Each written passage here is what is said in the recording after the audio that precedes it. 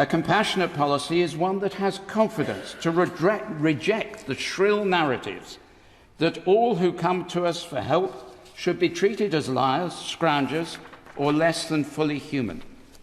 Compassion is not weakness or naivety. It recognises the impact on receiving communities, which includes the need to limit numbers and maintain security and order. Compassion means ending the criminal activity of people smugglers, perhaps one of the biggest industries in the world after drug smuggling. But it must distinguish between victims seeking help and criminals who exploit them. So much of the public and political debate on migration is driven by fear, my lords, linked to change and a fear of loss of control. Some of these fears are understandable. Many people are concerned that their communities and local services risk being overwhelmed. In East Kent, local schools, businesses and hospitals have risen amazingly and magnificently to the challenge. The RNLI and Border Force have carried out their mandate of saving life at sea, despite the disgraceful politicisation of their work by some. There is real pressure on housing, schools and GP surgeries, to which they respond superbly. But refugees have not, by the way, caused our housing crisis. We are around 40 years behind in our investment in housing stock. There would be a crisis anyway. And the number of asylum seekers has dropped in the past 2 decades. In 2021, there were 48,540 asylum applications made in the UK. In 2002, that was 84,132, almost twice as much. And other countries have taken significantly more refugees. In the year ending September 21, Germany received over 127,000 applications. France, over 96,000. It is not a competition, my lords, but we do need to face the fact that the UK ranked only 18th, 1/8, in Europe for our intake of asylum applications per head of the population in that period. And it cannot be repeated enough, 4 out of 5 refugees stay in their region of displacement, hosted by nations far poorer than themselves. Speak to Uganda or other countries in that area, and they will say, 45,000, that's a rounding error. When we fail to challenge the harmful rhetoric that refugees are the cause of this country's ills, then they should be treated as problems, not people, invaders to be tackled and deterred, we deny the essential value and dignity of fellow human beings. The right to seek asylum and the duty of the global community together to protect refugees has been politically degraded in this country when it should be a positive source of pride. I'm not only addressing the government frontbench. This has been a decades-long downward slide over successive Labour, Conservative and coalition governments. My lords, you would expect me to say something about the Rwanda policy. We cannot separate the policy from the moral arguments. The government did not do this when it announced the policy in Holy Week this year, the most sacred week of the Christian calendar, on Maundy Thursday, when in Christian belief Jesus was washing his disciples' feet, including Judas Iscariot,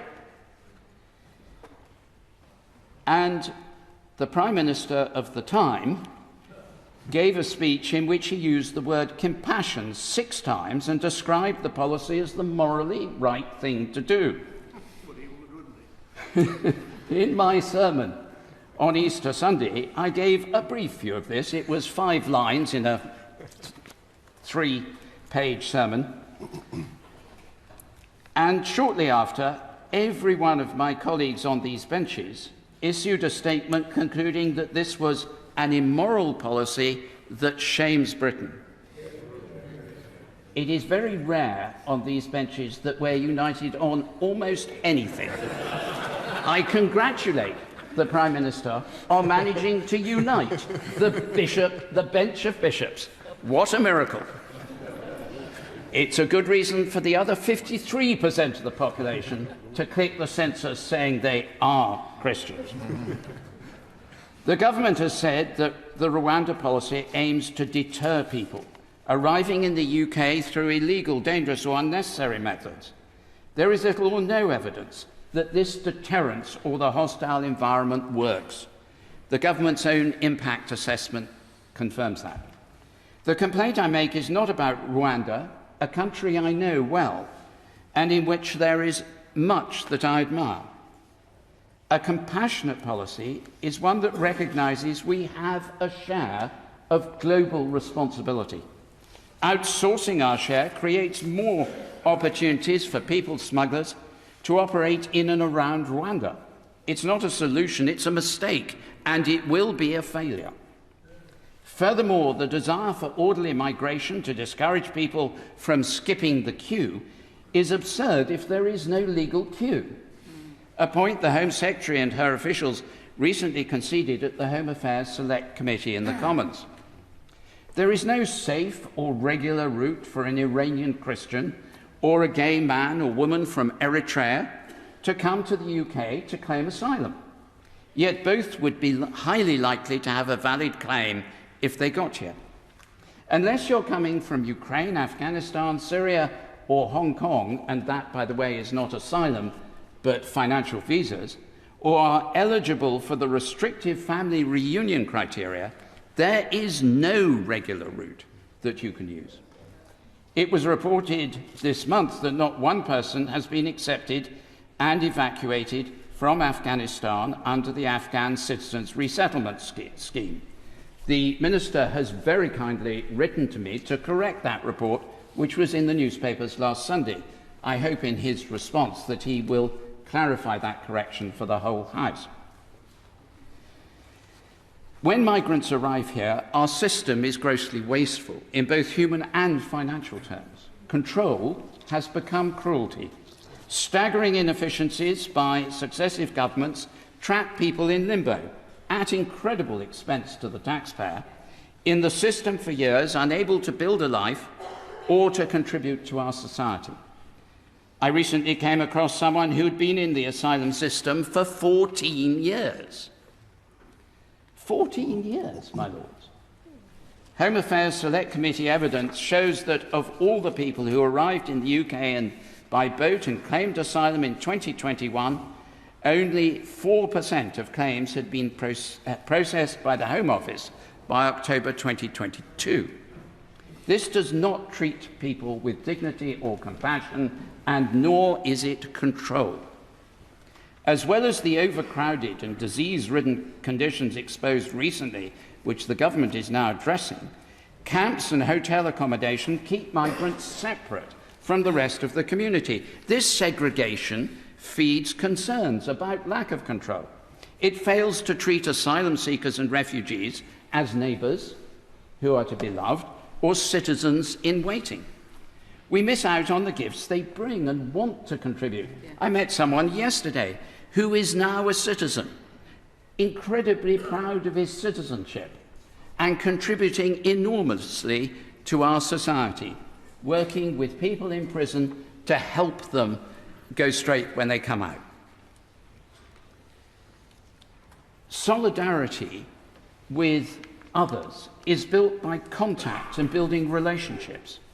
Instead, we feed the politics of suspicion and division. There are real alternatives to this.